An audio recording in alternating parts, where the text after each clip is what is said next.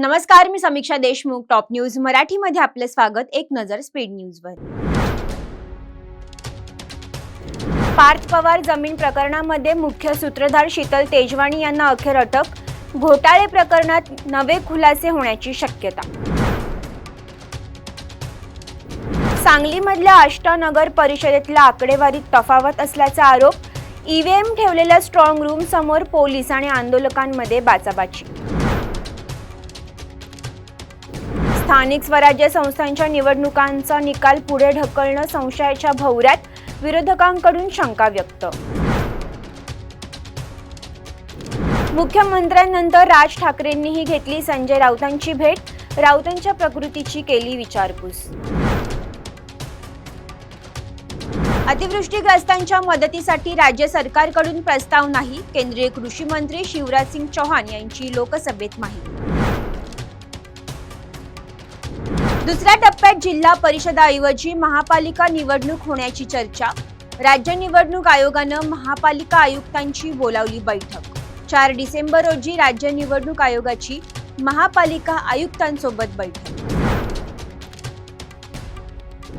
ज्येष्ठ समाजवादी विचारवंत पन्नालाल सुराणा यांचं निधन. वयाच्या 93व्या वर्षी घेतला अखेरचा श्वास. उपमुख्यमंत्री अजित पवारांचे चिरंजीव जय पवारांचा विवाह सोहळा बहारीनमध्ये पार पडणार.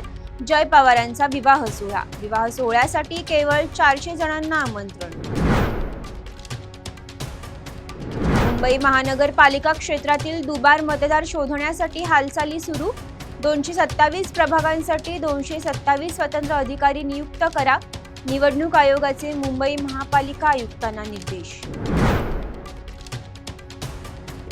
नांदेडमधील सक्षम ताटे मृत्यू प्रकरण. वंचित बहुजन आघाडीचे प्रमुख ॲडव्होकेट प्रकाश आंबेडकर घेणार परिवाराची भेट. नेत्यांना काय वाटतं यापेक्षा कायदा काय सांगतो हे महत्त्वाचं. निवडणूक पुढे ढकलायच्या निर्णयासंदर्भात राज्य निवडणूक आयोगाचं स्पष्टीकरण. राज्य निवडणूक आयोगाच्या कार्यपद्धतीत सुधारणा होणं आवश्यक. मुख्यमंत्री देवेंद्र फडणवीस यांची प्रतिक्रिया. महात्मा फुलेंच्या डॉक्युमेंटरीवरील महत्त्वाची फाईल मंत्रालयातून गायब. अज्ञाताविरोधात मरीन ड्राईव्ह पोलीस ठाण्यात गुन्हा दाखल. तपोवनातील वृक्षतोडीच्या संदर्भात सामोपचाराने तोडगा काढला जाईल. सयाजी शिंदे यांनी घेतलेली भूमिका पर्यावरण हिताची. उपमुख्यमंत्री अजित पवार यांची प्रतिक्रिया.